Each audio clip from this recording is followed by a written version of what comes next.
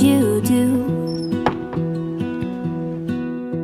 My life was great. Hello, welcome back to the YouTube channel and cheers for tuning in. And you know what, I absolutely adore coastal photography, coastal landscape photography, and every time I come out to the coast, excuse me, as I'm sure a lot of you guys know, I live in middle of England pretty much, so I don't get to come out to the coast very often, but when I do, I feel like I appreciate it so much more. I absolutely love it. Not even just for the photography, just to be somewhere like this, especially when it's not blowing a gale like it was last week. It's quite pleasant and it's just beautiful and so serene, and especially here in North Wales as well. Some of the coastlines are unreal, or just in Wales in general. Probably say it's my favourite country for coastal photography. I think the coasts are absolutely incredible here. They're really, really beautiful. So that's the story this week, guys. Bit of coastal photography. I'm heading up in this direction along the West Coast path, the West Coast Wales West Coast path, and heading up to what I believe are some quite interesting sea stacks, or sort of rocks that are out in the sea a little bit, that have kind of set themselves apart from the cliffs, which they're always interesting subjects for us to shoot as landscape photographers. On that note as well about coastal photography, I think if you're a beginner watching this with your landscape photography, personally I think coastal photography is probably the easiest, or one of the easiest branches of landscape photography, let's call it. It's a wonderful place to come to think a little bit more about the creative side of landscape photography. How you setting up your exposure triangle to create the desired effect. So perfect example would be shutter speed. It is a wonderful place to come and play around with your shutter speeds, that's for sure. And fingers crossed, hopefully that's something that I'd like to do today. I think that would be class. I haven't done much long exposure photography recently, so yeah, hopefully. Conditions looking really good actually for landscape photography. Very changeable weather. We've got a few drops of rain every now and again. We've got some beautiful stormy skies behind me, which I think is going to be the direction that I'm going to be shooting in. Hour and a half till sunset. I would like a little bit of light, we shall see, but conditions are a lot calmer than last week. Let's put it this way. If you haven't watched that video, I'll stick it up in the corner. It was carnage. But anyway, a little bit of exploring to do. Gorgeous location here on the Clem Peninsula in North Wales. Let's crack on. I just wanna love you, just wanna hold you, just wanna be with you till we grow old. Please tell me you'll stay or take me away. I want you for myself every single day. You set my world on fire. You set my world on fire. Okay, so I'm not quite at the sea stacks that I'm after just yet, but I just wanted to stop briefly, and this ties on quite well to last week's video where I was talking, if you haven't watched it, I was basically talking about how bad weather in general is actually really good for photography, and this is another really, really good example. If I try and give you a bit of a 360, I'll show you what the story is behind.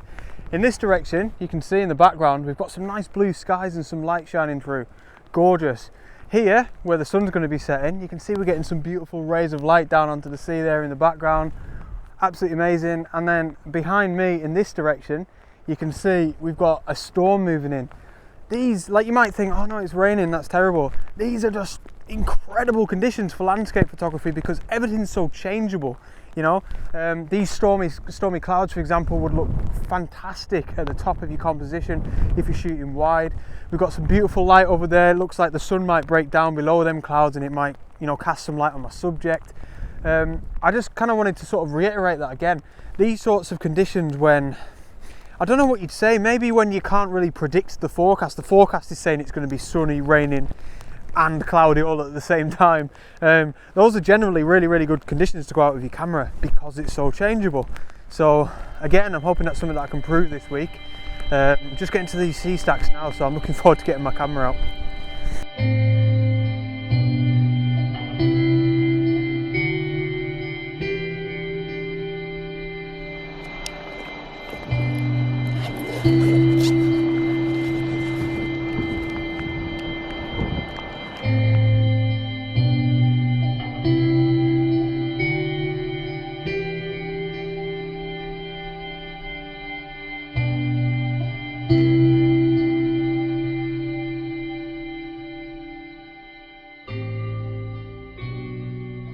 This is a really beautiful location, absolutely blowing me away.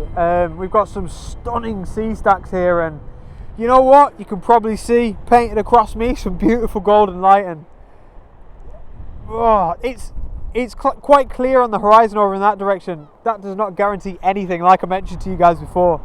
All these weather conditions are really changeable, which kind of leads me on to this absolute mess here. I've got a poncho in my bag, obviously just for myself in case it rains, and I'd recommend a shower cap or even a carrier bag. This is a bit like a sail. I feel like it's going to get a gust of wind and just blow my camera over, but it's still doing the job really well. And basically all I'm doing here is I've set up my composition on the tripod. The camera's under here somewhere, trust me.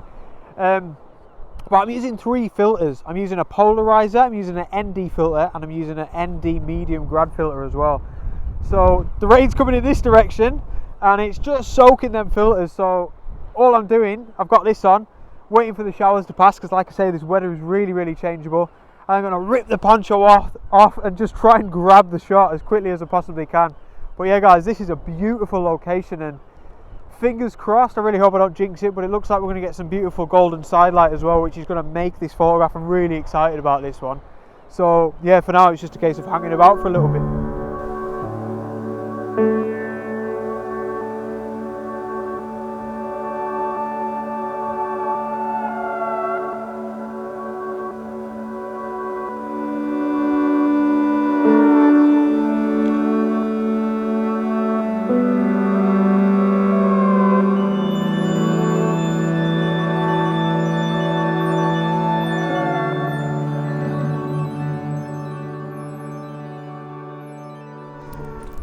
So guys, just briefly before I get into this week's composition, which I am massively excited about by the way, I just wanted to let you guys know that my 2020 calendar is now available for pre-order on my website. I'll also stick a link up here in the corner and one in the video description below.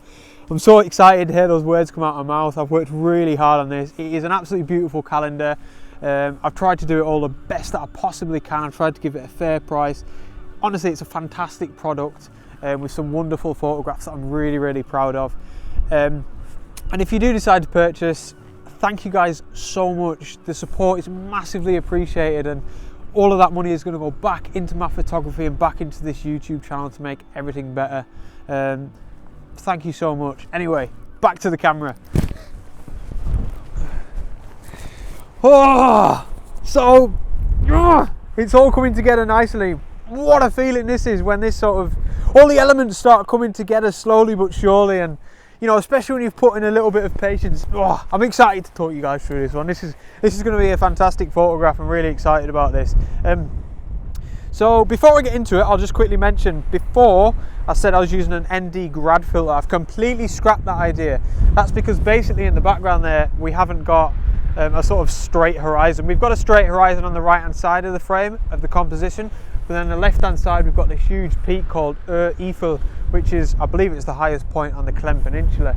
And basically the ND grad filter would have just gone, it would have just cut across that beautiful peak, and it would have darkened down all the shadows, and it just wouldn't look very good in post, and it would have been more work in post.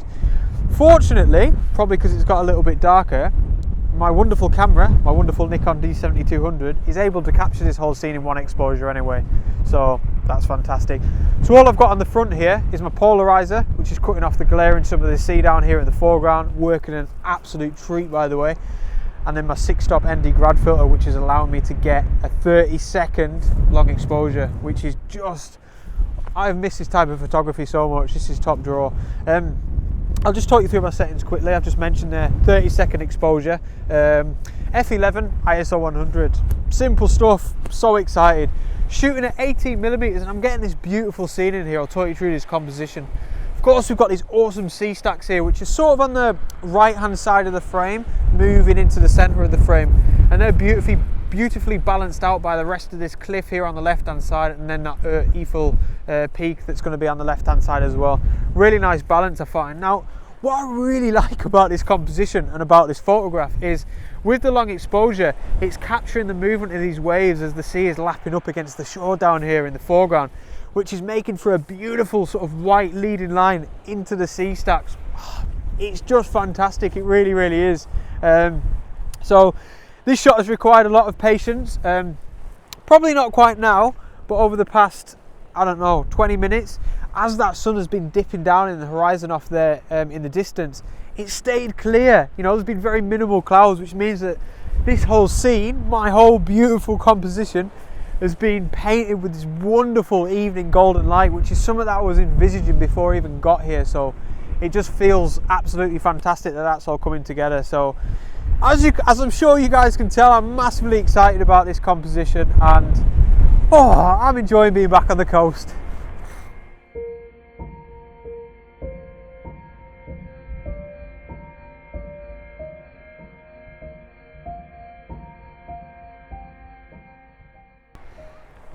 What an evening of photography. Absolute spot on, one of my favourites in ages. Nothing else to be said. Thank you guys so much for watching. Really hope you enjoyed the content. Hope you enjoyed the image as well. And hope you enjoyed the location. I certainly did. What a cracker. Thanks again. Cheers for watching. I shall see you guys next week on the next adventure. Out.